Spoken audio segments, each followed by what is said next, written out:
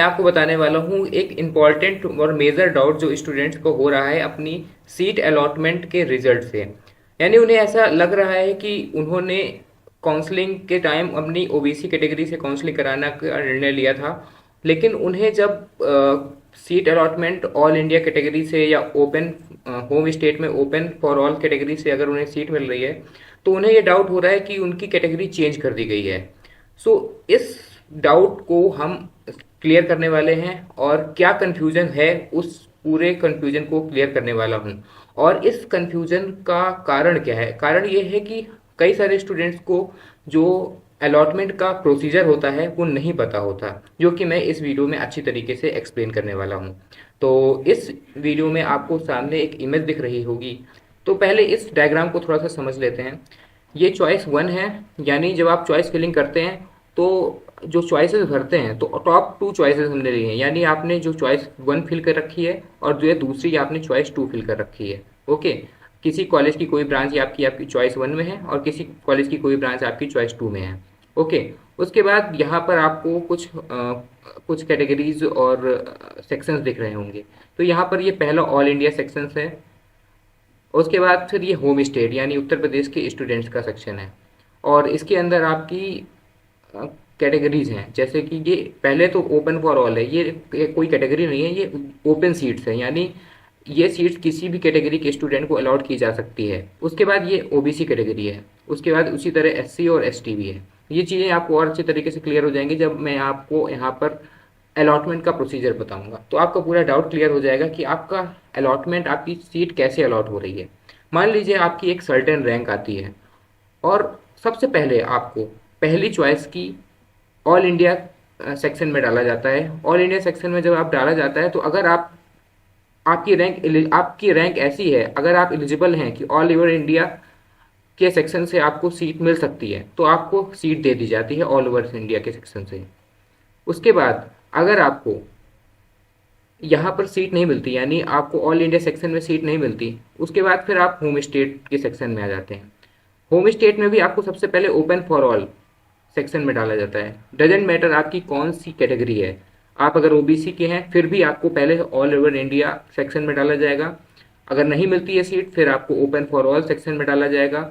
अगर यहाँ पे भी सीट नहीं मिलती है फिर आपको आपके रिस्पेक्टिव कैटेगरी जो भी आपकी होगी, जैसे अगर आप ओबीसी हैं तो आपको ओबीसी के थ्रू सीट अलॉट करने की कोशिश की जाएगी। अगर आप एससी हैं तो आपको यहाँ पर सीट अलॉट करने की कोशिश की जाएगी। अगर आप एसटी हैं तो आपको यहाँ पर सीट अलॉट की जाएगी। इन केस अगर आप इन तीनों कैटेगरीज में एलिजिबल नहीं है, यानी अगर आप ओबीसी हैं और आपको ओबीसी में सीट नहीं मिल रहे हैं, हम फॉर एग्जांपल अभी ओबीसी की बात करते हैं। अगर आप ओबीसी हैं और आपको ओबीसी में सीट नहीं मिल रही है तो आपको अब चॉइस 2 के ऊपर फोकस किया जाएगा और चॉइस 2 में भी आपको सबसे पहले ऑल इंडिया सेक्शन में ही डाला जाएगा।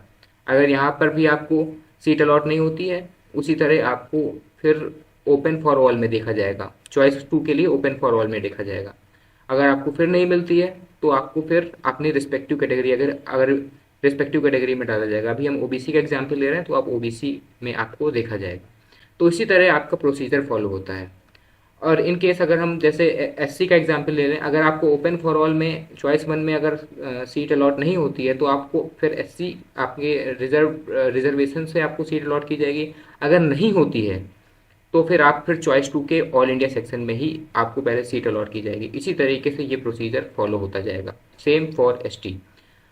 तो यहाँ पर स्टूडेंट को डाउट ये आ रहा है कि अगर आपको ऑल ओवर इंडिया के सेक्शन से सीट अलॉट कर दी जाती है तो क्या आपकी जो ओबीसी कैटेगरी है वो चली गई, यानी आपको जो सीट अलॉट की गई है ओबीसी कैटेगरी से नहीं की गई है।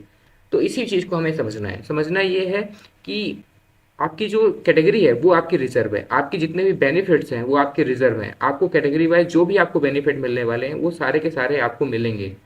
आपकी कैटेगरी के साथ कोई भी चेंजेस नहीं किए गए। आपकी कैटेगरी अगर आपने ओबीसी अपनी काउंसलिंग के टाइम पे भरी है तो आपको ओबीसी आपकी कैटेगरी रिजर्व रहेगी और आपको फ्यूचर में जो भी बेनिफिट्स कैटेगरी वाइज मिलने हैं आपको मिलेंगे।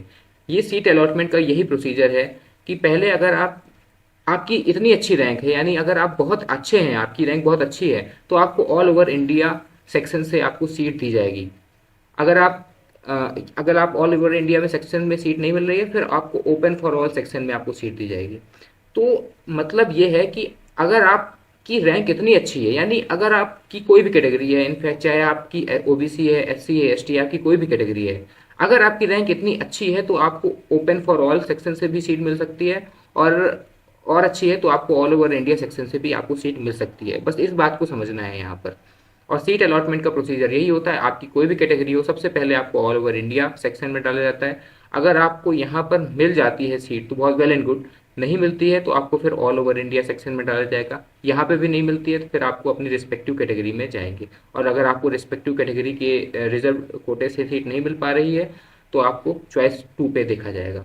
तो इस प्रोसीजर को फॉलो होकर के आपका सीट अलॉटमेंट बनाया जाता है और सीट अलॉटमेंट होता है। और फिर से एक बार बोलूँगा कि आपकी जो भी कैटेगरी है आपको उसके सारे बेनिफिट्स मिलेंगे, और सारी की सारी चीज़ें आपकी रिजर्व रहेंगी। आपको जितने भी बेनिफिट्स आपको फ्यूचर में मिलने वाले हैं वो सारे के सारे बेनिफिट्स आपको ज़रूर से ज़रूर मिलेंगे। Thank you for watching. Hopefully आपको सारे डाउट्स और आपके कन्फ्यूजन्स क्लियर हो चुके होंगे, और अगर नहीं क्लियर हुए हैं तो प्लीज़ इस वीडियो को दोबारा देखें। Once again thank you.